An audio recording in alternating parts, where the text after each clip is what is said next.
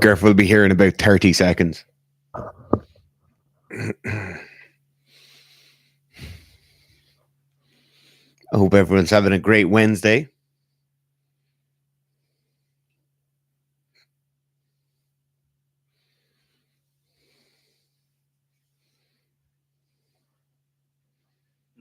The lads are all here. Is it difficult for you to fit through walls at the moment? Fitting through walls? Fitting through doors? Through the wall. Oh my God. Is there anybody here? There's all the lads are signing in. All the lads are signing in. So we've got a couple of questions and we'll just chat shit for a short while. So first question is from Thomas, and he says, can you use the Seek Strength app offline, or do you need to be connected to the internet? You can't use it offline, but for those people who are, maybe you're training in a place with no reception, you can just go to your training session, screenshot it, or go to your macro view and screenshot it, and you'll be good to go. We had beta tested a version that would be usable offline, because obviously it was a concern that we brought up with the development team. The problem when you go to offline use for apps such as ours, there's quite a bit of functionality, and the app ends up being quite a big data packet, and so it just ends up being too slow. It ends up taking too much memory on your phone. So the kind of web-based or the internet-connected version ends up being hella better. The problem is when you are making trade-offs, you kind of have to just make trade-offs, obviously based on functionality, cost, how many people actually need the trade-off, like what percentage of users would be not online or not be able to be online, or at least have it loaded up first, and it's very, very small. So at what time do you not make that available if it's so unrealistic to do it? It's kind of like the non-stim pre-workout. So there is a demand for non-stim pre-workout, but there is not the demand for a non-stim pre-workout, where the market share is just super small. You're talking to our manufacturer and they're like, yeah, it's probably at the moment is definitely growing, but it's growing from 0.5% to 1% of people would like a non-stim or at least a non-caffeine based pre-workout. And the funny thing is, I would like to have a non-stim based pre-workout, but objectively it's a better pre-workout with some stims in it, or caffeine at the minimum, and it's kind of the market decides in some ways, and functionality, just a couple of different things. And we'd love to have a non-stim pre-workout. Yes. At some point, if we had like 10 SKUs of products, I think a non-stim pre-workout would probably be number 8 or 9 or 7 or 8 on that. The problem is just getting these things off the ground is difficult. But it doesn't even make sense. So obviously there's customer wants and needs, which we always take into account, of course, like with all our programs and stuff, and have from day one. But it's a better pre-workout if there's stims. Like caffeine is undeniably performance enhancing with essentially, once you're in safe dosages, minimal side effects. Yeah. Side effects are you need to work the timing out so you can go to sleep. Yeah. And a lot of people, and it seems to me there might be a genetic component now where it actually doesn't affect some people's sleep. So those people who are like, I can drink cappuccino before bed and go sleep. Yeah. You might actually be telling you might actually have normal sleep. Yes. So before that's mad. I always just thought, So before they thought for a while, I think that was like it still affected your quality of sleep, which it does seem for some people, but there might actually be some people who can actually just sleep fine even with the caffeine. So that's interesting. Very interesting. I'm not one of those people. All the lads are saying hello. Thomas then says, thoughts on using straps for pulls? That's I love using straps for pulls. Whoa. Where are you now? Oh, you're yeah. Sorry, yeah. Are you yeah, I'm up. Do you want are you good to go? Yeah. So thoughts on using straps for pulls. I really like people using straps for pulls. There are cases that are commonly brought up to us. So like the common questions we get in our email inbox are in our inmate inbox. In our inmate. I'm a weightlifter. Should I use straps? I'm a powerlifter. Should I use straps? And I'm a S&C user. So some sort of athlete. Should I use straps? in almost all cases, straps are applicable. There's obviously this specific example of competition prep for the deadlift. In that case, you probably shouldn't be using straps unless you have colossal hands and you're never ever going to fail by your grip. The advantage straps give you is you're able to do more effective volume. So you're able to do more volume at meaningful weights. You're probably able to pull on the bar a bit harder, which is a disadvantage I'll get to when we talk about weightlifting. And you're able to do more reps without breaking down the physical structures of your hands. The disadvantages start when we start looking at weightlifters. So if you look at weightlifters using straps for the full snatch, a lot of the time they'll smash the bar more with their hips. They'll kind of swing the bar around and they won't be as active with their upper body during that pull under. And for those reasons, they're probably not great for the snatch. The obvious one for the clean is that risk of injury. And then you get some S&C applications where people think using straps in a deadlift will limit their grip strength potential or their grip strength training. Realistically, deadlifting isn't what you should be doing for training your grip for your specific sport. You should be doing different things for the grip. So the deadlift is there to develop our strength and our power values overall. It's not there to develop our grip. If we're using the deadlift to develop our grip, it is the least efficient training tool possible. The deadlift is literally one of the most fatiguing things we can do with a barbell, and you're using that just to train your grip. That's a very, very poor training methodology. So for that reason, yeah, use them for your pools. Morning, Kool-Aid Man, Gurf. Oh yeah, the legend himself. Lads, what's your current favorite submissions in BJJ? Mine is straight ankle locks, bow and arrow choke, and in any kind of judo throw. And I know you didn't say submission, but I just really like throwing. Gurf really wants to do judo, but he's doing jiu-jitsu, and it's unfortunate. I'm going to do judo. I'm going to do judo, and I'm going to do some judo competitions. Gurf's just in the wrong sport. Mine definitely is head and arm triangle from side control or from passing someone's half guard. I really like that position. It's got to be said, I'm pretty good at throws too, though. They're pretty good. For someone who's never done judo, you're pretty good at it. I did put a lot of time into them at the expense of the rest of my jiu-jitsu game. Some people say you don't have a guard due to the fact that your judo so good. Jazavac. Is that where we are? Is it true the guy on the left squatted 290, or was it just CGI? Your left or my left? So from my left, my right. You didn't do it. I certainly didn't squat 290.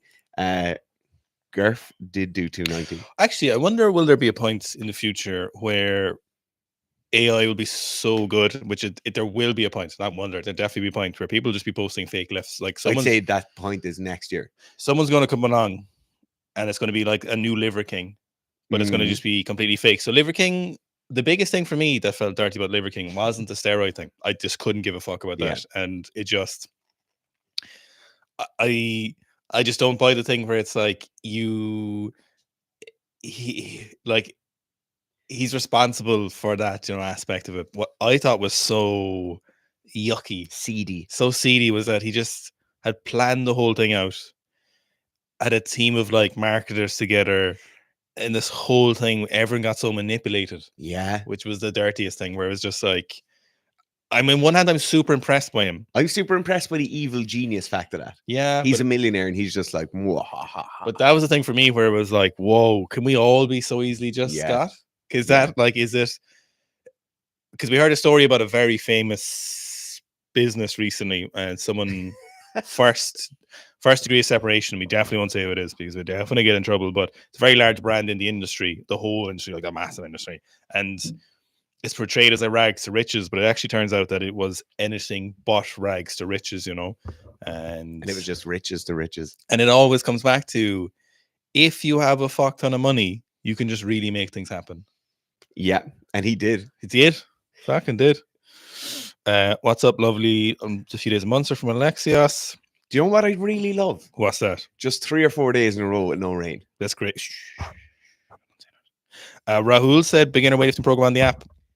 It will be soon, where in the testing, in the process of just rewriting it. So there was a lot of changes we want to make to the beginner program, and it needed to be changed for the app. So for a variety of reasons, so it's been made better. Just there's a couple of like choke points where people ran into issues very consistently on the beginner program, which would actually be taking care of the app anyway if we put the same program up, but we just wanted to make it better. And there's going to be so the hypertrophy program, there's going to be two things. One is a bit longer term, but there'll be another one in the short term.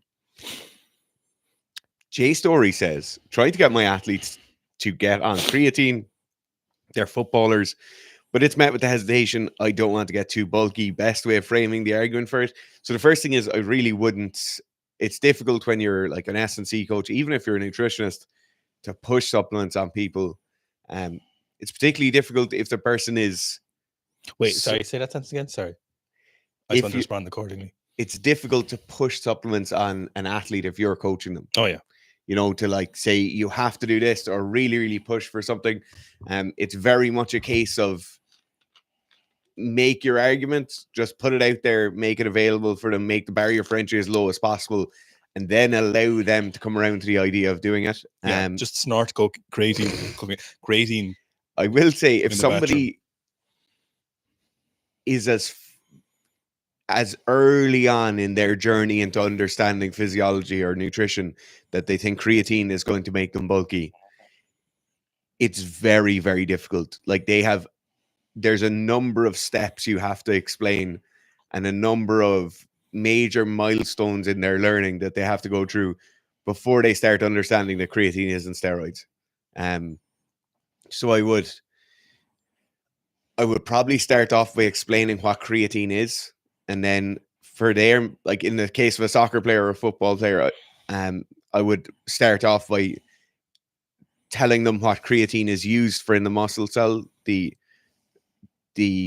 use of creatine, the need for ATP. I would then start talking about the performance aspects of creatine. So the fact that they'll have more of a pool of creatine from which to draw when they take exogenous creatine. Creatine in our context, in a performance context, creatine is never really used for gaining size or gaining mass. You might hold a small bit of extra intracellular water. For most people, you're not really going to notice a massive difference. You might notice 1 to 2% of body weight change, but it's not like they're going to become bulky to the point where they're noticing a difference in their VO2 max or noticing a difference in how heavy they feel during their acceleration or agility pieces. So I'd probably just come at it from giving them the information around the performance context. The ideal case really in this scenario is that you have an athlete start taking and that athlete feels better, and then they notice a difference in that athlete and they kind of learn it for themselves. But it is very difficult. Trying to get athletes to understand things is very hard. That's why I like the top-down authoritarian figure of coaching, where it's do as I say and no deviation will be accepted. And it actually works out best for the athletes. And that's kind of how I want to be coached. It works out best all around. It's better for the coach. Yeah. It's better for the athlete. Mm-hmm. It's how I want to be coached. Yeah. I want to be coached like that. I just do exactly. I remember actually, I'll give you a good example of this. We always talk about this, but I actually follow through on all the things we say most of the time.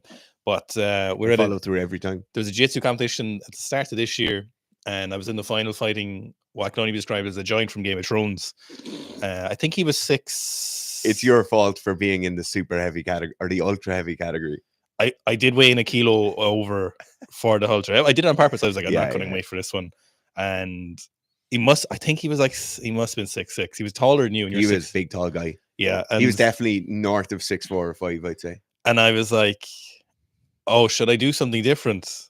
I was like, I'm going to do this. And whenever my coach is just like, no, don't do that. Do this instead. I ended up losing the fight, but it wasn't that reason. But even if I knew, even though I thought, oh, I should probably do it a different way for the taller person, I didn't do it because on average, it's still better to listen to your coach wholeheartedly.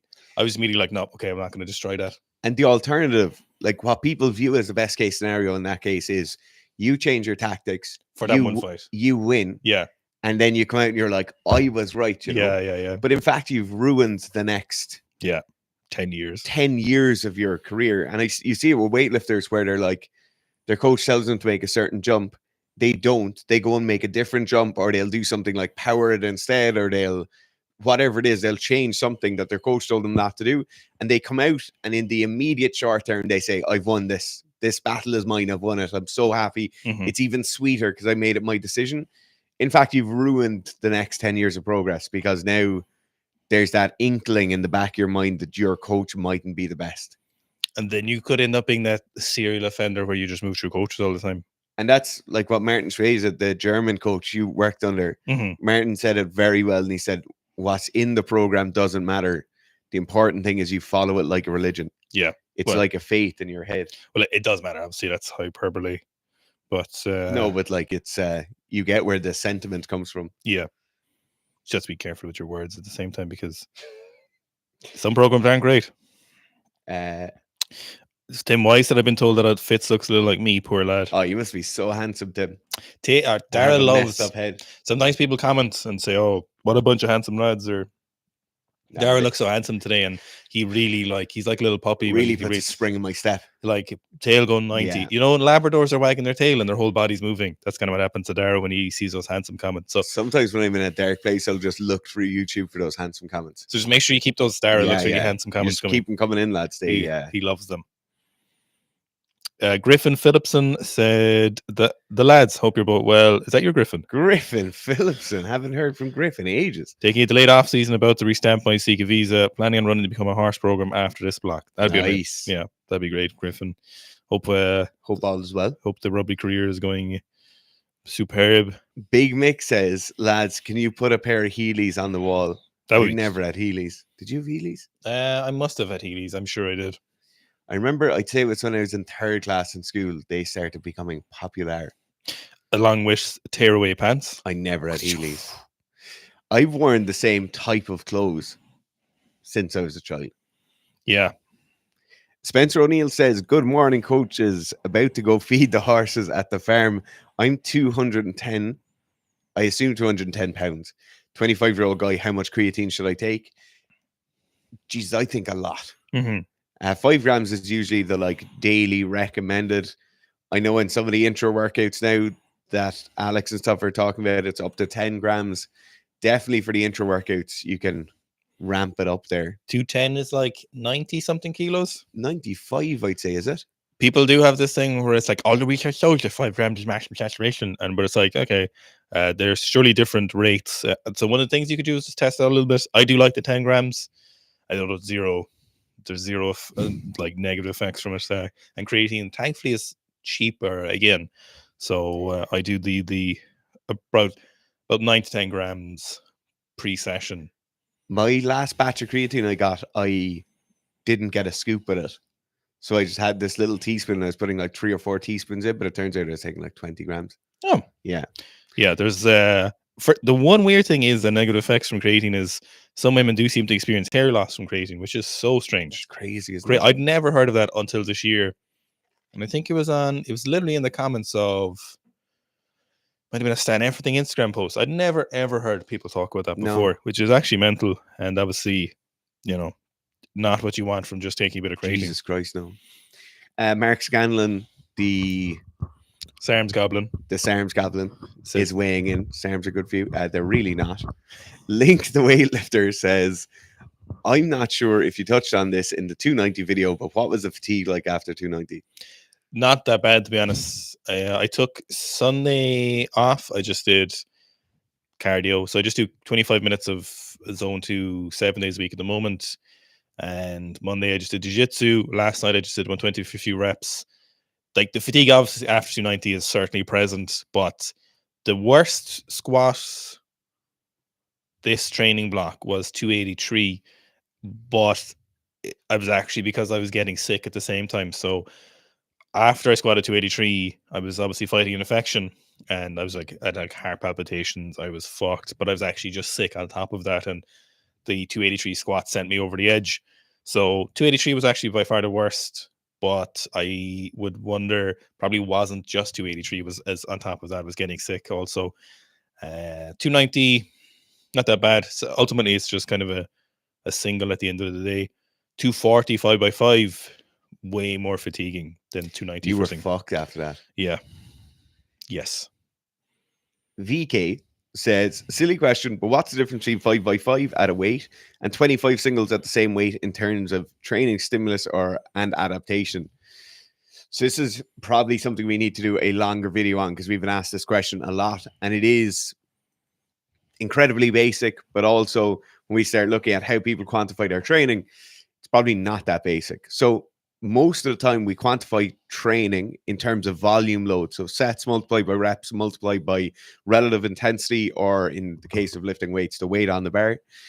In terms of 25 singles at 100 kilos and 5x5 at 100 kilos, volume load is identical. So then you say, what's the actual variable we're changing when we go through our training block? Most of the time, if you look at our programs, you'll see volume load creeping up over the course of time as you reach towards the end of your training. So then we have to start looking at intensity as a variable. And intensity is an interesting one, because most of the time we're talking about lifting weights, the intensity variable is only weight. We rarely think about the speed the bar is moving at. We rarely think about the rest periods in between. We rarely think about how difficult the recoveries are and things we might do to manipulate our recovery, like active recovery in between or things like that. So to simplify this and make it a bit easier to think about relative intensity as running sprints, right? So the length of the sprint could be the volume, the sets multiplied by the reps. The intensity, so like the weight you have on a barbell, could be the speed you're running at for your sprints. The difference we start getting is that if I was to run 5 kilometers all in a row, it's very, very easy for me to say, I'm going to run 5 kilometers and I'm going to run a 4-minute per kilometer pace. And that's my 20 minutes of a 5K.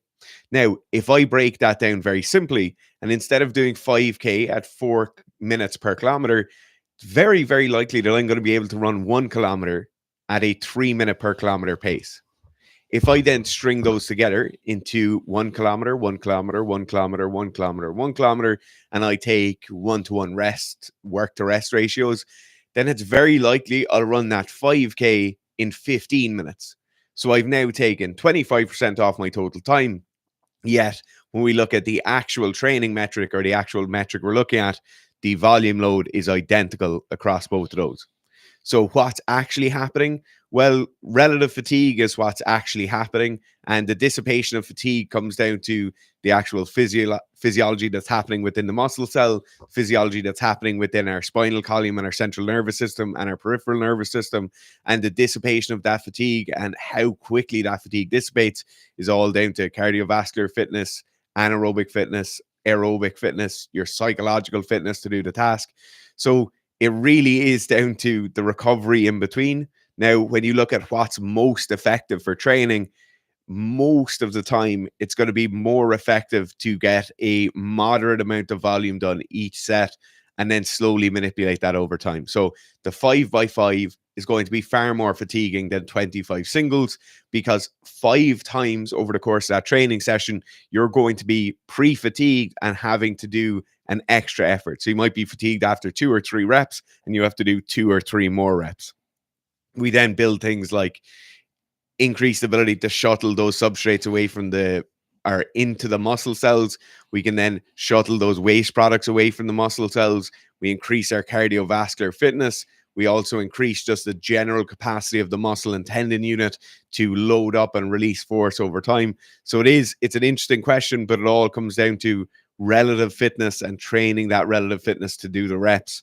And they're definitely not the same thing. One is a far more effective training tool than the other. I've lost my space now. Artie Bobs says, lads, when I'm doing squats for 10s, I start with my feet pointing forward, but with each rep, they point more to the sides, end up looking like Sideshow Bob's feet. Any ideas on how to stop this? So most likely this is an ankle mobility issue. So generally when people have ankle mobility issues, potentially hip mobility issues, or both of these is what's causing the issue. So it's not a strength or a technical issue. So you probably don't have the requisite mobility to drive those knees over the toes. So if you're starting with your feet pointing forward, to be honest, the vast majority of people squatting, even with weightlifting shoes, don't have the requisite mobility to do this. It's quite a huge demand, and it relies a bit on your levers as well, or your anatomy. So I'd look at your ankle mobility and then potentially your external rotation at the bottom of the squat. So usually a compensation for that external rotation You could internal rotation as well. So both are required to sit low at the bottom of squats. So it's possible you just need to look at those and see which is causing the issue. To be honest with you, the video would probably be pretty obvious which one it was. The fact that your heels aren't coming off the ground would maybe suggest that it's more likely a hip issue. Thankfully, hip stuff is actually relatively simple to fix. It improves very, very quickly if it's soft tissue. You just got to put a bit of work into it. So have a look at internal rotation and external rotation. If you go to the Rebuilding Myler review on Seek Strength, it actually goes through a couple of the knee pain testers or ways of checking for symptoms of knee pain and what the sources could possibly be. And there's a couple of tests for internal rotation, external rotation that you can do there by yourself. So I would say it's almost certainly hip or ankle mobility. Could be a little bit of both, but feet turning out. It could be a compensation for external rotation, but it also could be compensation for internal rotation, which is, a funny result. The other thing with that is just force your feet to stay forward, like reset them in between each rep. If you find them drifting out at all, keep resetting them, and the squats will be a great way of gaining that mobility that Gareth was talking about. Bill says, can you give some pointers on not letting other life circumstances affect training? I'm going to give it 2 cents on this, and then Gareth is probably going to be better to talk about this. The big thing is it's all down to sacrificing something.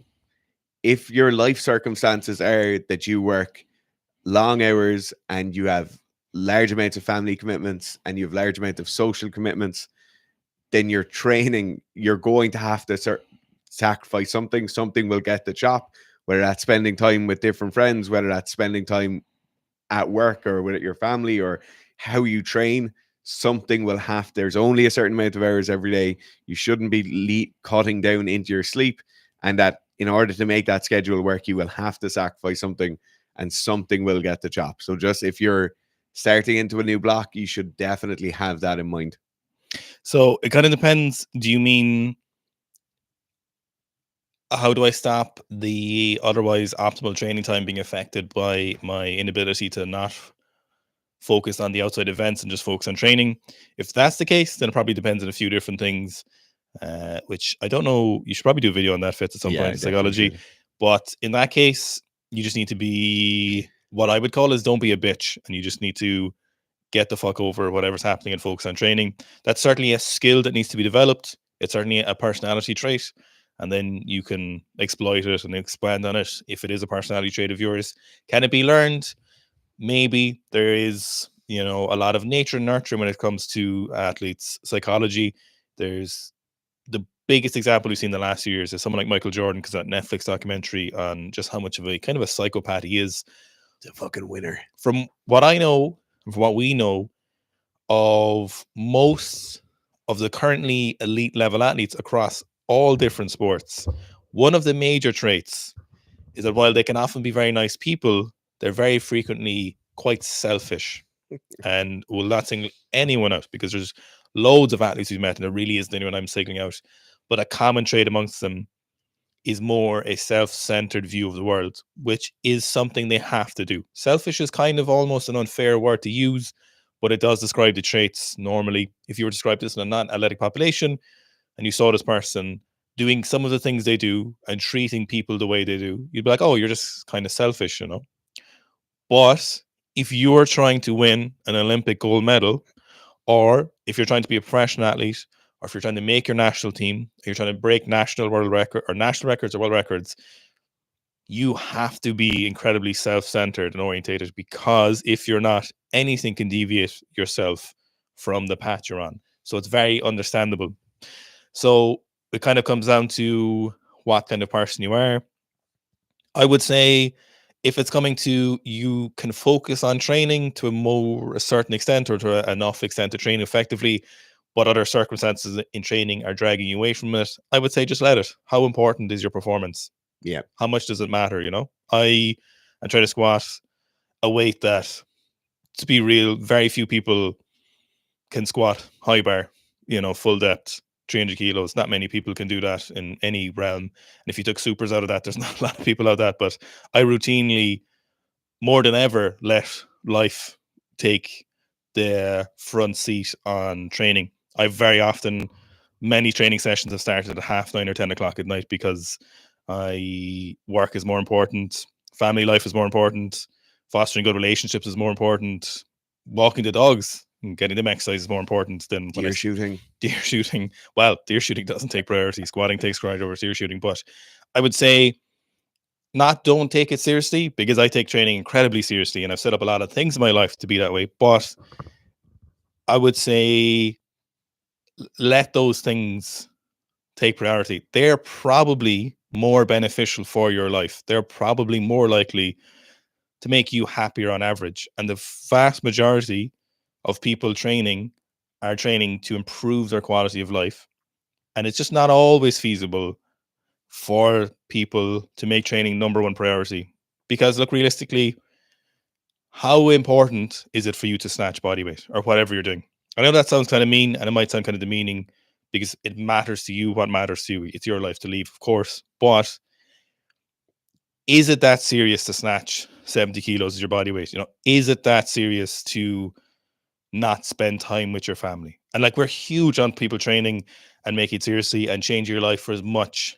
But what's really important is you weighing up the seriousness and the value of your goals versus those sacrifices you have to make. So what Fitz was talking about there, is it really more valuable for you to squat 120 kilos or have an extra an hour with your daughter or your wife or your husband, or any number of things? It might be, it might not be, and it's not something we can make a play for you. But sometimes I think people overvalue the impact those things have on your training. You can make it work. You can improve a lot in your training, even with these things in your life. It just comes down to, again, kind of comes back to just not being as much of a bitch in some ways.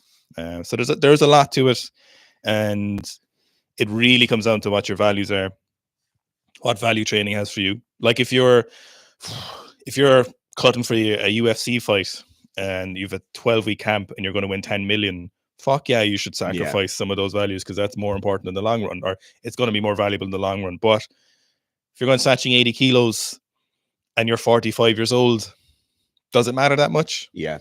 Maybe it might matter that much. It might be the most important thing, and it's your life ultimately. But it is I think sometimes people let it make themselves very, very sad when, one, they don't need to, because your training could still improve anyway if you just keep doing the right things. But two, sometimes it's not that serious. And that's coming from two people who take it super serious. And we run a business where we help some of the most serious people do it, and all the way down to people who don't even take it super serious, So I would say definitely think about it in that regard. You can give yourself freedom when you're training if you just relax a little bit. That's not train easier. That's not be less disciplined. That's not don't set up things in a smart and informed way. But sometimes people get caught up in the idea of that their performance is the most important thing, to the detriment of all their relationships, I will say as well, a lot of people get really upset by the fact that, I'm only able to train 2 or 3 times a week, or I only make it to this gym 2 or 3 times a week, or I can't train in the class I want to train in. And having coached people in person for a long, long time, that was a really common thing. I can't make the Saturday sessions, it's really going to affect me, or I can't make the weightlifting class, whatever it is.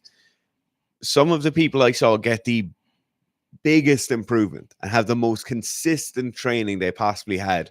They might be showing up to like the 6 a.m. class in the morning, knowing full well it's not the best time for them to train. But they just say, no, it's only 3 days a week for me now. I know it's going to be like this until Christmas. Maybe after Christmas, things will change.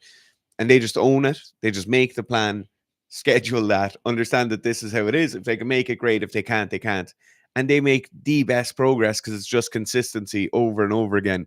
It is the case of just that chipping away all the time. It's not getting a sledgehammer to the wall. It's just that P120 sandpaper, and you're just sanding down that hole in the wall all the time. All of training is about consistency.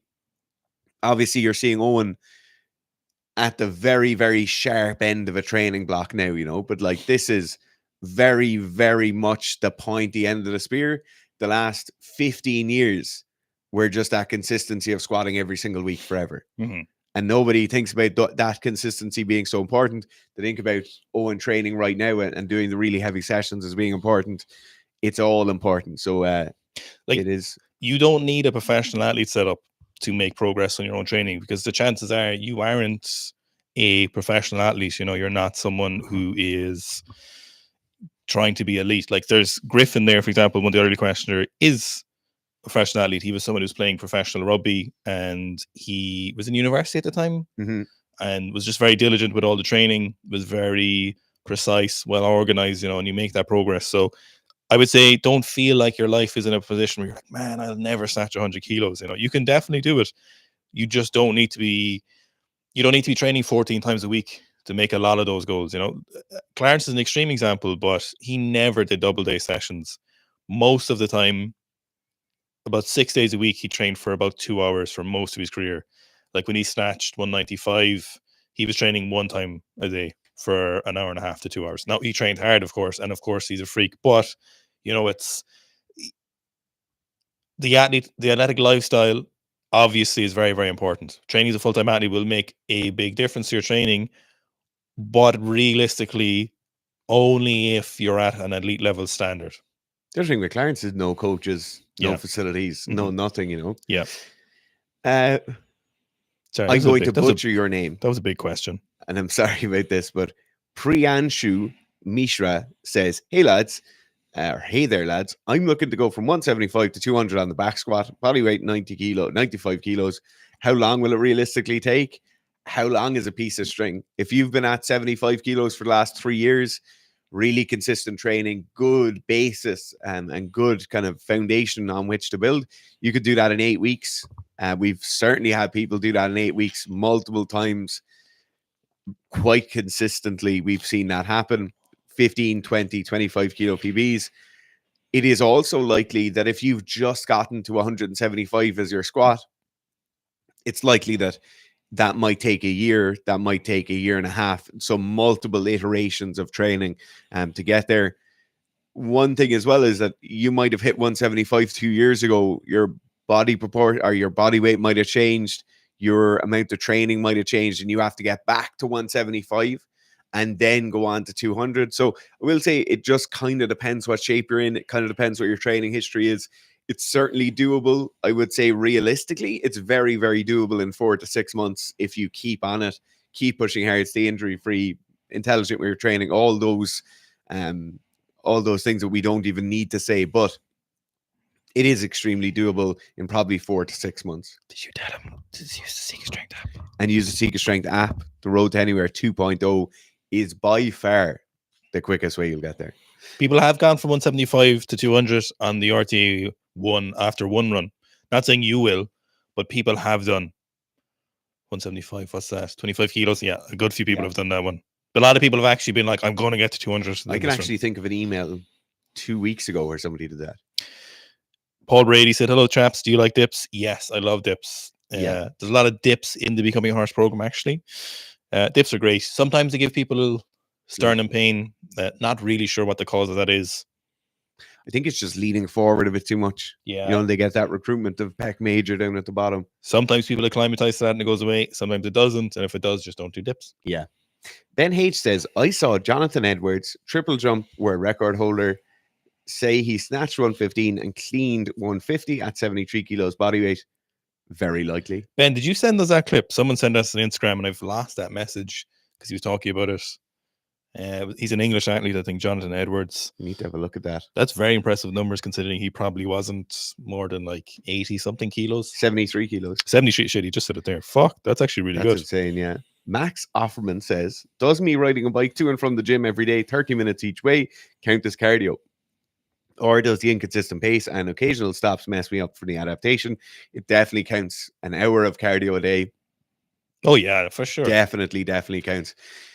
But it also counts for your general accumulation of fatigue. So be very, very conscious of that. We have one very good friend who used to cycle to and from the university he worked at.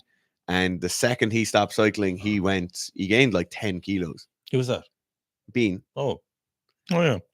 So it is definitely something you need to account for. If you're trying to gain muscle and trying to get bigger for any reason, I would say try and stop that for 2 or 3 months. It'll make a massive difference and then get back to it. But yeah, it definitely counts as cardio. Wait, but Max didn't say he wanted to gain weight, did he? No. He was just saying, does that count as cardio? Yeah, yeah. Oh, does. yeah, guys, yeah. Think about it this way. If someone wasn't doing that, would you be saying if someone was doing that, someone else you looked at, would you say they're doing no cardio if they did that? You'd be like, no, of course that's cardio. So it's Sam J, timestamp officer, reporting for duty. It's 1 a.m. here in New Zealand. I should sleep. Sam, go to sleep. You have timestamps to do tomorrow. 1 a.m. Jesus Christ. Rob Burks said, also, lads, just so everyone knows, Sam is the reason that all of these live streams have any timestamps. He's the reason that a lot of the clips from the live stream have been ever made, and it's because of Sam. So he's the thank for your viewing pleasure and ease of viewing when you go to watch these videos. So massive thanks to him as always. And he has been fairly compensated in case anyone thinks we left him high and dry. Rob Burke says, thanks for the reply, lads. I can see you head and arm choking Dara and Gurf. He loves the judo too. Rob Burke says, hope the training keeps going well. Alexios, who's based here in Cork, as far as I know, competing in small nations next week, looking to snatch just north of 125 and clean and jerk 150. Where should my front squat and back squat numbers be at the moment? So I would like to see maybe 3 singles at 160 that are super fast in the front squat. So say if it's next week, what's day today? Wednesday. So like this weekend and middle of next week, I'd like to see 160 just boom, boom, blistering. Probably a heavier squat at the end of this week. 90% effort, but it doesn't need to be 90% of your 1RM. It can be less or it can be more. It could be a new squat PB if it's moving well. So if let's say you're squatting 190 now, maybe, you know, you could squat 180 to 200 if it just barbells relatively fast. Just don't hit anything super grindy. That's probably the last heavy back squat I would do until then, and then I would keep it to the front squats until then. So if at a minimum you'd want to be moving 180 really well on the back squat between now and then. Kevin McBride said, just built my home gym, getting the dogs out for a run for warm up, and then rerunning the beginner strength program after a broken rib recovery. Oh dear, Kevin. Dogs happy, I'm happy, all good. Thanks for inspiration. Yeah, go on. This is the exact thing we were talking about earlier. Yeah. Like, have a routine that fits in well with your life. In this case, dogs getting out, going for a run. They're absolutely delighted. Home gym fits in well. This is exactly what we're talking about when you're one of the big keys to like long-term positive adaptation from training is just finding something that fits in well with your life. So well done, Kevin. Aries Oosh said, lads, can you measure someone's explosiveness strictly based on how they move their lifts? I.e., if a recreational lifter can squat 2 times body weight like it's an empty bar, will he have a strong vert or strong kicks? Yes, but only in big orders of magnitude. So you're not going to be able to fine tune it. But if someone is squatting like 1.5 times body weight and it's super slow and they're a fat mess, for example, you're probably not going to have a good vertical. But if a hammer thrower comes in and he's repping 2.2 times body weight on the box squat and he's just tearing a hole in reality, you're like, he's probably going to have a good vertical. So you can only tell in like broad atmospheres. That you can only tell when you can tell. Yeah, there's like, it's from 100 yards away. There's big circles. Yeah, you can be like, that person probably has. But if another thrower came in and he was squatting 2 times body weight, a little bit slower, you couldn't tell. He could certainly have a bigger vertical. But there's like brackets you can put people in for sure. It's an interesting parallel to that. So there's a bit of research, a fair bit of research done on looking at people's jumping mechanics and then equating that to the relative percentage of fast twitch to slow twitch muscle fiber they have. And I think that's something which is probably going to gain more popularity in the next 10 years of kind of qualitative assessment of athletes. So getting someone to do a vertical jump and looking at how they do the vertical jump, as in the speed and the depth to which they dip, how fast they extend, how long they stay extended for, and then how quickly they pull their legs up into their chest to land. There is some kind of good quality research on that, and it definitely looks like that's something you could get a camera to record and an AI to look at and tell you you're more fast twitch than slow twitch, or you're more slow twitch than fast twitch. Obviously, there's negatives and there's issues with that research as well, but that's probably something that's, rather than looking at how they squat a barbell, the barbell there's just a bit too many variables there. Or you can just say Clen and get some alactic fiber transition. Here we go. Billy Porter says, Big Billy. Hey, Billy. Billy is one of the most consistent people who log into that live stream for coaching feedback. He sure is. And he's been logging in for years. So thanks very much for that, Billy. I'm sure you're sick of talking about it, but what are your top recommendations for stretches for overhead mobility? This is different if you're talking about the overhead squat than actual overhead mobility. So firstly, for the strict press, the just standing straight up overhead mobility, by far, it's this 3 movements. The first one is either a slitter or a lacrosse ball into your lats or a foam roller on your lats for 1 minute each side. Then the second part would be with a supinated grip, so palms pointed back in towards you, hanging from a pull-up bar at full extension. Ideally, then getting your feet on a box so your lats lengthen out because your pelvis, you go into posterior pelvic tilt. And then the second thing will be some sort of actual, or the third thing will be some sort of actual overhead movement. So strict press with a barbell. I really like that trio for just getting people's overhead opened up and moving. If you're talking about one exercise, I'd probably go to a partner stretch. I'd get people to sit their ass on the floor, lie their back onto a med ball, or a wall ball is ideal for this. So the wall ball should sit in between their 2 shoulder blades, just kind of halfway down their T-spine, and then holding a timber dowel overhead with both hands. You get your partner to stretch your hands back to touch the floor. And that's my favorite partner stretch for people's overhead. And for overhead squat mobility, most of the time just ankles and hips. Tom Osmond says, tempted to give 5-minute mile and 500-pound squat another go? Yes. He was only on his calendar yesterday, and he's Orlando Swift and his little Excel sheets just typing away, clack, clack, clack, yapping away at what he was going to do. How much Clen do we need? Orlando Swift says, making the lads in the US get up early. Well, our actual thing for this was we cater to the US audience quite a bit with the live streams. Usually they're later in the afternoon. But it's US and UK. US, UK, Europe tend to be well catered to. We were trying to do this for more of the Aussies and the Kiwis and the Southeast Asian cohort. So just so everyone's feeling the love. Lazar makes a great point and he says, like the video, lads, there's only 10 likes so far. It's only 33 likes so far in this live stream. It's actually very beneficial to us when you like it. Stuart Hutchison says, would you recommend Seek Asleep to females? Seems like ZMA is aimed at males only. Seek Asleep is definitely good for females as well. Massive amount of females are currently subscribed to it. You just see it as we're packing orders every month. You'll see it, the labels as they're going out. So it's definitely recommended for female use as well. It's all good to go. Hugo Orr said, I'm a novice squat lifter, 140 kilos ass to grass. Is it a good idea that I start wearing a belt to gain strength and still do some workouts without the belts? Thanks. Yeah, so Hugo, it's definitely at a fairly well-trained point in your training where it's appropriate to throw in a belt. Usually what we say is give it approximately a year or more of squatting without a belt before you kind of bring in that in for an opportunity. And then months in, it's kind of based on your individual preferences. The only hard rule we have with a belt is that if squatting with a belt causes you pain, if squatting with a belt removes pain that would be there otherwise when you're not squatting, you definitely shouldn't be wearing a belt and you should go sort out the issue, which is actually pretty frequent. People do that where they're like, oh, I put on my belt, my back doesn't hurt or doesn't hurt as much. If that's the case, then the belt is definitely not the problem. You need to fix your back for sure. So in terms of when you wear your belts when you're squatting, I don't like the idea, and this is very, very common, particularly with the CrossFit community, where they'll put on the belt at their maximum attempt. That's a terrible idea.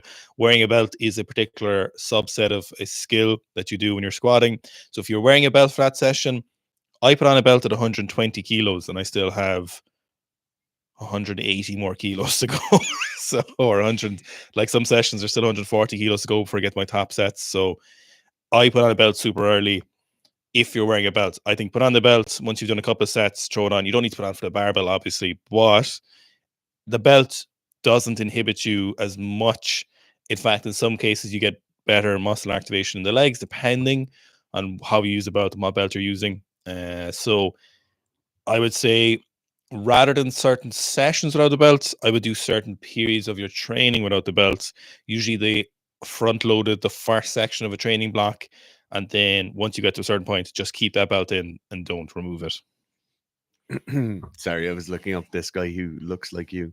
Jake Yo said, "Hi lads, as a beginner lifter, when do we see plateau in strength? As in, when would you see something like a 1 kilo squat increase per 1 to 2 months?"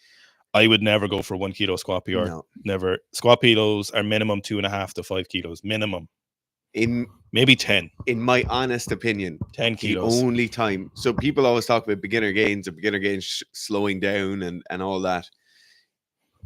Those slowdowns and those plateaus, in pretty much, we see thousands of people every year. We see thousands of people's programming. Pretty much all the time, those beginner gains start meaningfully slowing down. In this case, 1 kilos over a number of months is incredibly slow, right? So meaningful slowdown or plateau. Most of the time, that's because they've changed their programming and done something. I don't want to use the word dumb, but that's what I'm looking for.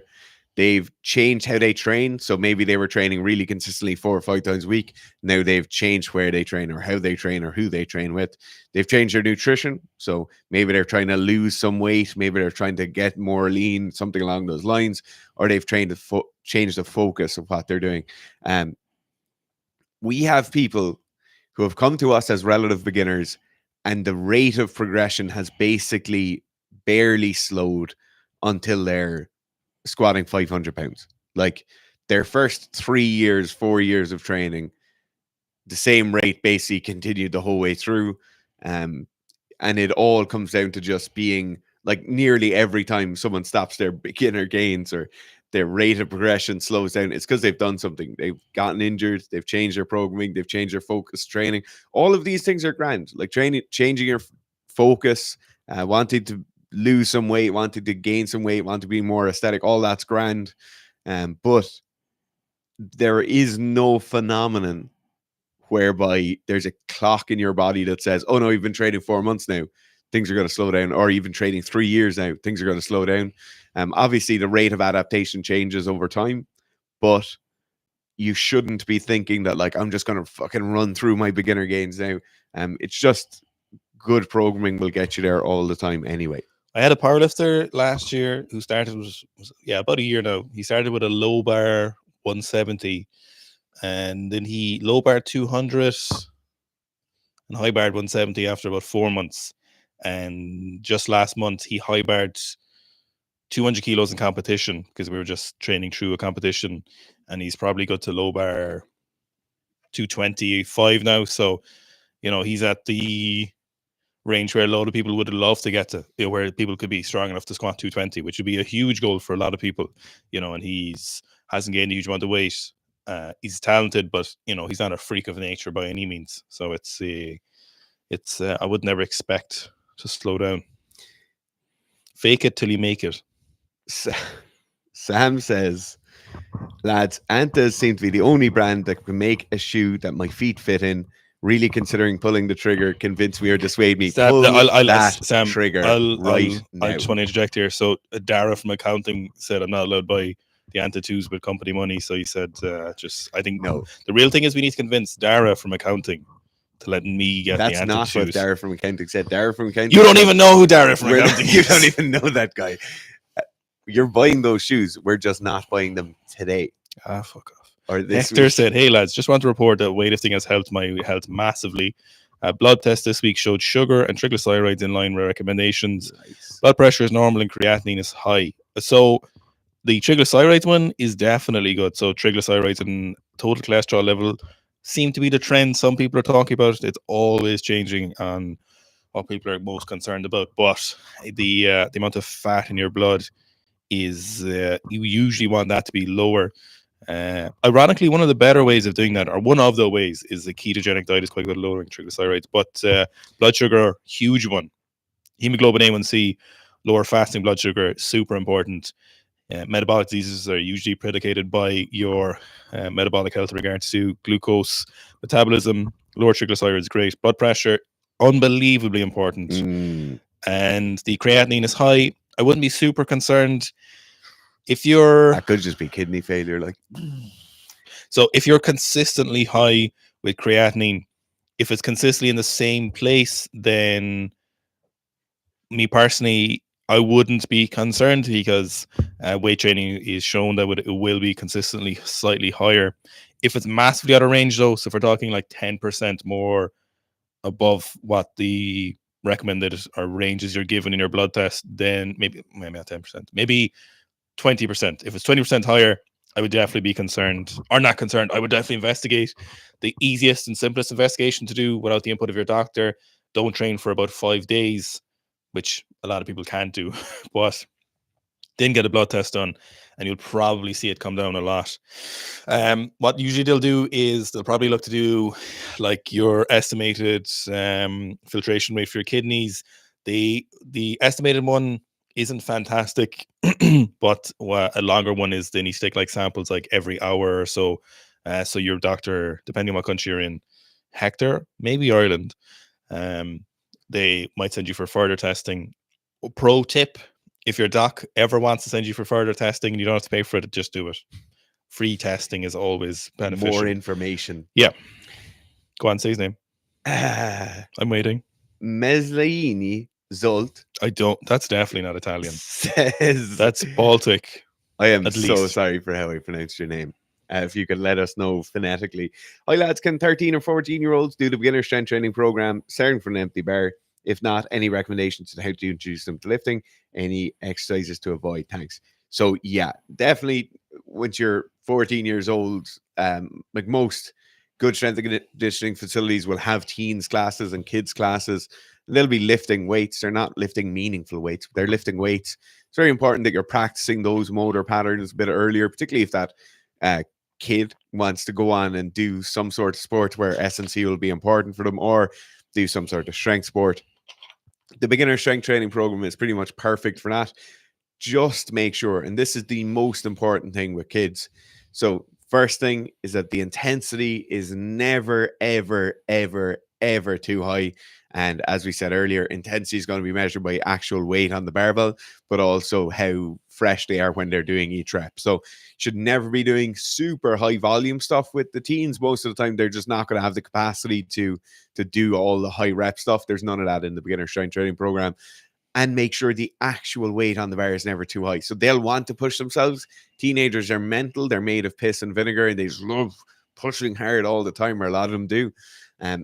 You have to be the accelerator and the brake pedal. You, as the coach or as the adult, you have to be the person monitoring that, And so if you're running it through the app, it's perfect. Just put in the weights that you think they can hit. As you go through the sessions, make sure you diligently fill in what they did in each session, and the program will adapt. But the basic strength training program is the perfect place for them to start. Fuck, I don't think so. Oh yeah. So thoughts on velocity-based training. So velocity-based training is really nice data to have, whatever sport you're doing, whether that's weightlifting or if you're a rugby player or you're doing S&C for any sport whatsoever. So it's really nice data to have if you can afford it, and you can be consistent in tracking it. The problem with database training that predicts or makes recommendations for your preceding load is that it's not really that useful. And if it is useful, you'll probably be able to go into tell that the velocity is so slow that if you don't want to be that slow at a certain point in your training, then there's probably something wrong. For example, if we're at the initial stages of a program, let's say we're doing the row 10 anywhere squat program, and you're on the second session of tens, and your velocity is way below what you want it to be, you're probably like, have I used an inappropriate max? You don't need a velocity meter to tell you that. So making velocity-based assessments for strength training isn't that useful, because we know velocity kind of essentially linearly decreases as weight gets heavier. So there's a load of studies on like predicting people's max based on the velocity, whereas, a lot of good strength coaches could do that by eyeballing them. And yeah, it's useful data to have for sure, but it's not really groundbreaking usefulness. Where I think velocity-based training would be helpful is for athletes who maybe are doing S&C primarily for themselves, or they're doing S&C and they're not always there with their coach, and you're in the in-season and you're in a position where you need to be staying in a particularly powerful sport. Let's say you're fencing, maybe you're sprinting, running 800s, 100-meter sprinter, something like that. And your coach has been like, okay, we need to be moving these pretty fast. And he's giving you a recommendation based on good evidence because he's good training history with you, and he knows you should be moving 120 kilo at this particular speed when he eyeballs it.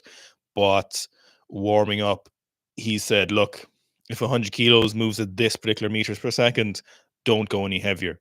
That's kind of useful tool then. So it's a nice little add-on. Like we say, more data if it doesn't cause an effect on the actual activity, and you're not making huge inferences from data that might not be that useful, then I think it's a nice to have. Have we implemented any athletes? No, because most barbell trackers are like a couple of €100, and then the value of that couple of €100 isn't that useful. Have we had athletes who are in big systems and they have access to those? Yeah. And do we still make use of it? Not really, to be honest. But I do maintain theoretically it would be a nice to have. Like if I had a velocity barbell tracker and a force plate in my gym, fuck yeah, that'd be nice. But I would also like a masseuse 5 times a week and designer steroids, but we don't have all those things, you know. Before I just left with Clen and saunas. Before I'd spend 15 grand on a force plate, I would just have 15 somebody- grand. Really, is that much? That's a cheap one, yeah. Jesus. We have 25 or 30 for one of the advanced ones. But before I'd spend that money, and realistically, if you have a force plate, you'd need 2 because you'd want to measure force on left and right. That said, if some company wants to send us a barbell tracker, oh, we'd be delighted. Take it. If someone's going to send us a force plate, actually, no bothers. Okay, I'll use it in the video. Break Strength says, and I've looked up this guy, Garf, and I'm not seeing. It's usually Stephen Kitsoff, but I don't see that either. That's the second I heard you have a famous rugby doppelganger. You do. There's a look at Kitsoff after you. You're a better looking Kitsoff. That's just because we both have red hair, like, and we're both big guys. Big dudes. Like, we're just big guys, you know. Big guys. Couple of big guys. Liam Martin from the Penrith Panthers. Have you looked at a picture of this guy? No, Liam Martin, Penrith. You're both handsome dudes, but I don't get it. I have a picture here. Show me. Sorry, I was looking up the origin of the saying tidbit. This guy here. Do you see that, recollect? Not at all. Not even remotely. Not at all. That's a strange one now. Wonder is it a different guy? Tim Wise, unfortunately, Tim, we can't answer this. So he says, lads, knee pain, advice on rehab, prehab. We can't answer injury questions. If you've knee pain, go to a physio or something, but we can't. We'd love to, but we can't because we are not doctors or physiotherapists. You could have gone a different way with that one. Oh, I was going there and stopped. Atticus says, what's the logic behind programming pulls? I.e., when is the best time to program them in the week and where do they sit in exercise order? So pulls are usually there to practice the movement of the first and second pull. In some cases, like the high pull, it would be to practice the movement of the third pull or that full extension at the top. Pulls should not be there as a power development exercise, or they should not be there as a speed development exercise. You need to make sure you're not overloading them. They should be kept to maximum of kind of 105 to 100%, 110% of your snatch max or your clean max. Usually they come in the third tier. So at the start, we'd probably have snatches and we'd probably have some clean and jerks. Then we probably have some pulls afterwards. Some people might do snatches, then snatch pulls, then clean and jerks. That's okay as well. They always come after the Olympic lifts. So generally speaking, with our training, we do the highest velocity, highest skilled movements earliest in the session, and then we basically go down from there. So obviously snatch, clean and jerk, very high velocity, very high skill. You put them first. Then you're looking at things like pulls and squats, so really high force movements, quite a high skill component to them. You do them next. And then you have your accessories, your bodybuilding, your general strength work after that. Where do you put them in the week? Usually they're on the major lift days. So if you have day 1, full snatch, day 2, power snatch, day 3, full snatch, day 4, power snatch, then they're in on the full snatch days. That's usually where they sit. So following on from the main lifts and not necessarily from the derivatives. Other than traditional lifts from Link the weightlifter, what are your favorite variations of those lifts? Other than the traditional lifts, what are your favorite variations? Hang power cleans from above the knee. High hang power clean, starfish catch. I really, first time I ever in my weightlifting career this year, I did some serious block cleans under Anton tutelage, and I was really enjoying those. And I wanted to get heavier, but squatting just and took that away from me. But hang snatches, I do like some hang snatches when feeling good. Less than a tree said, evening from Australia, lads. Just shattered my right radius and ulna. Oh my god. And sized all of my wrist extensors.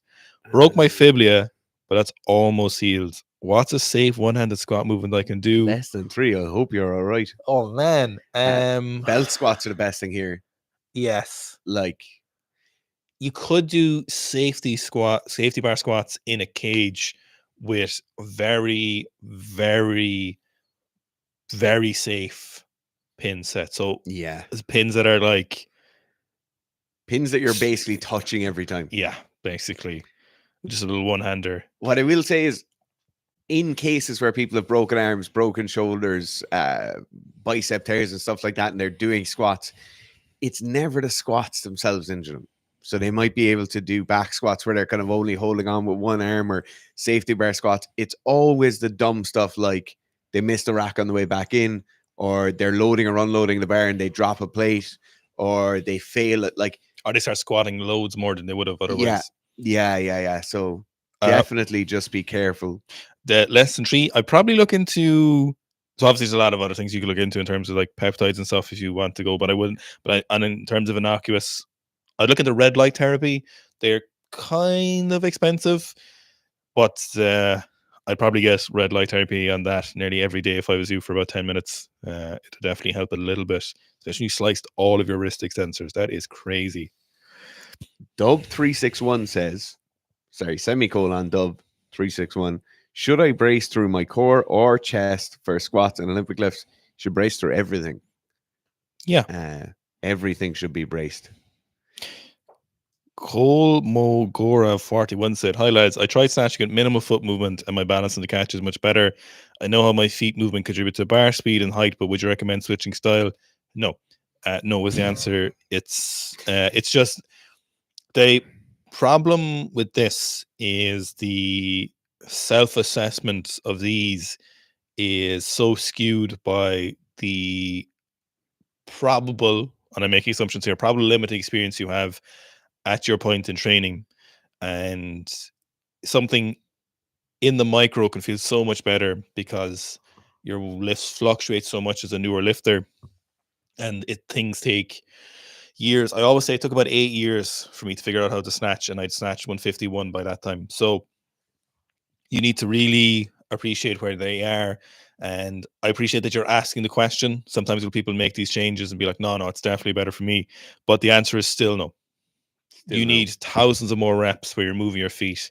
You need to get to a stage. It's like, okay, I can split jerk 210, but I squat jerk 220. Then it's like, okay, maybe I should switch to squat jerking. And the same kind of this, like I've snatched 160, moved my feet, but geez, I just hit a really good 165 without moving my feet. And even then, I'd still be like, can we figure out what's going on here? Can we do 165 to move your feet? So the short answer is move your feet for sure. I've never met a lifter who just not moving their feet is better. Usually it's just poor technique. A lot of times people loop around their knees, swing the barbell. And when we swing the barbell, if you imagine that barbell, Pat, we end up with a larger loop. And so if we follow that loop through into this full circle, into our catch point, it's further back than it would be. So if you keep that barbell closer, you're more precise underneath it. And so when we move our feet, we have to jump back underneath the barbell. So we're getting more inconsistent because we're adding in a greater distance and we can never be fully precise like that. So what happens then is usually lifters swing the barbell a lot, and by not moving their feet, they feel a little bit more precise. But the issue isn't moving the feet is causing the issue. The issue is preceding shit bar bat. Luke Gilham here. Luke Gilham here. Good day, lads. Luke Gilham deadlifting here. with toe spacers on and felt significantly different to not using them. How much work do you two put into foot health and toe alignment? Thanks, lads. Best wishes. So we don't really do it, but myself and Gerf both have big, massive, strong arches and pretty strong feet, which sounds weird, but we train a lot every week in bare feet when we're doing jiu-jitsu, and it's on a sprung floor as well. So you actually get very, very good foot development, and to the point where my foot looks like a hand and Gerf's feet look like big horse hands. So it's not necessarily something you're really going to have to look at if you've done a lot of barefoot stuff. Now, if you're in the case where, and there are definitely people like this, whether through some genetic predisposition or whether through some learned thing where maybe you had very narrow shoes on all the time, or maybe the football boots you used to wear as a kid or whatever narrowed in the stance or how pointy your feet were. In that case, people tend to get a lot out of doing more barefoot stuff, the toe spacer stuff, the expanding that kind of base of support. And in that case, I'd say things like toe spacers are great. Practice with them. If you feel like it makes a difference, use them. But what I will say is you're adding an element of stress to the foot that it probably doesn't have. So when we look at our metatarsals are basically the exact same as the metacarpals in our hands. So when we look at our hands and we have these bones running up here, imagine if I had been pushing against something like this for my entire life, and then I start spacing everything out and I start taking impacts. What we can start getting is some metatarsalgia or some swelling or stressing of the metatarsals. That's not ideal, right? It's not ideal, obviously, because we get inflammation of the foot. So what I would say is go slowly and go cautiously with it. With something like a deadlift, it makes no real difference. There's a lot of force going through the foot, but the foot's not moving around. But certainly if you were doing something like running, bounding, jumping, anything like that, then you're going to have to kind of bring it in a lot slower. And it's the same thing as starting with barefoot running or anything like that. You're going to have to go a hell of a lot slower. So do be cautious, but it's very likely it will make a difference for you, particularly with something like the deadlift, where expanding that base of support and being able to apply force more confidently makes a big difference. And we talk about neurological inhibitions of force very, very frequently on the channel here, where we might talk about someone with a bent elbow during the clean pull, there being a subconscious limiting of force due to the fact that that bicep tendon has so much stress and strain going through it that our body will automatically auto-regulate the amount of force that's being applied. So through our feet, our legs, our back, and everything. And in the case of you having a more stable base, it's very likely that will improve your general force output eventually. Okay, do you want to pick a couple of questions? Mm-hmm. Okay. SD says, how useful have pre-workouts been for you, and can they be important?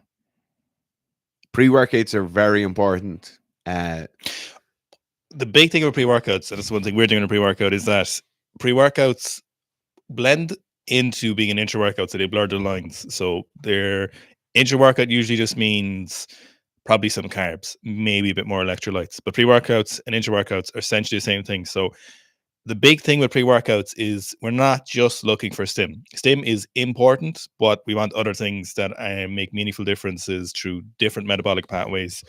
like things meth. like MET.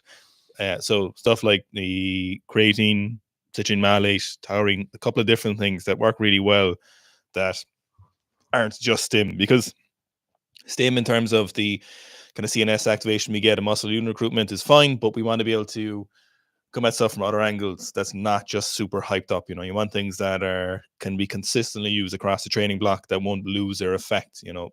Caffeine is notorious for a climatization to the amount of stim you get to units of caffeine you give into it, whereas other things don't work like that. They consistently give you that performance boost. So a big thing with pre-workouts is don't just look for that stim.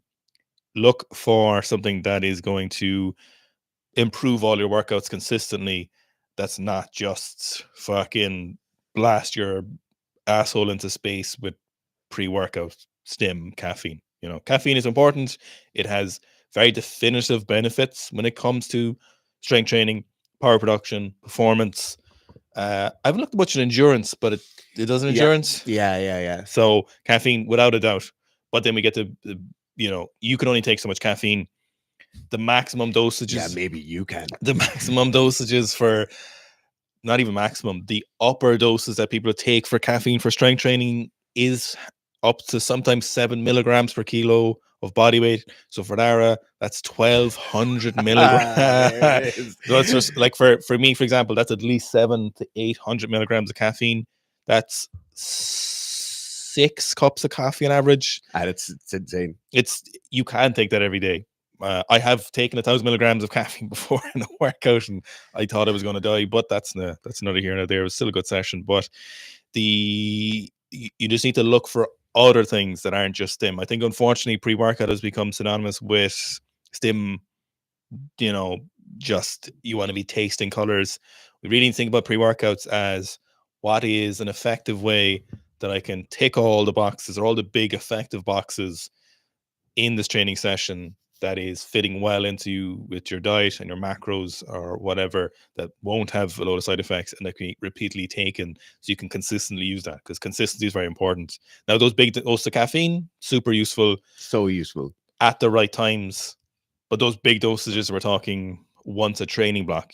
You can't have 20 training sessions a month and take those big doses. I look at caffeine, like if you have a house and you have a garden, everyone needs a shovel, because you'll need a shovel quite regularly, whereas you'll probably need a JCB or a tract digging machine once every 5 to 10 years in your garden. Look at the massive dose of caffeine as that, and then look at the shovel as being your regular pre-workout you take. Okay, Max Offerman is, how hard should one make contact on the thighs when doing power cleans? Via the horse program, so Max is on the app. I now have to do it more often, and I notice some tiny bruises halfway up my thighs. Technique issue, I assume. So, firstly, this is really common. A lot of people get bruising on their thighs. The good thing is you're noticing these halfway up to a third of the way up your quad is very, very good. That's probably where the contact point should be. If you start noticing them further down, sometimes you'd see at CrossFit camps and things like that, you'll see bruises very, very low or just above people's knees. That means the contact point is in the absolute wrong place. Now, Max, what I would say is, technically speaking, we shouldn't think about the contact point on the clean as being a single point where that bar comes in, bangs off the quads, and then comes up. What you really should be thinking about is the contact happening over the space of kind of 4 to 6 inches on the quad. So the barbell comes in, I'm extending as the barbell is coming in, and that bar is in contact with my quads for that kind of track of my quads. This will limit the bruising, because obviously all that force isn't being dissipated in one spot, and also it'll make the bar path a lot better. Okay, there's actually a few more questions I want to answer, but unfortunately we have to go. Thanks so much, everyone who tuned in. T.I. Olerum. That's so funny you said that, but we'll talk about that at a later date. Yes. Okay, see you later.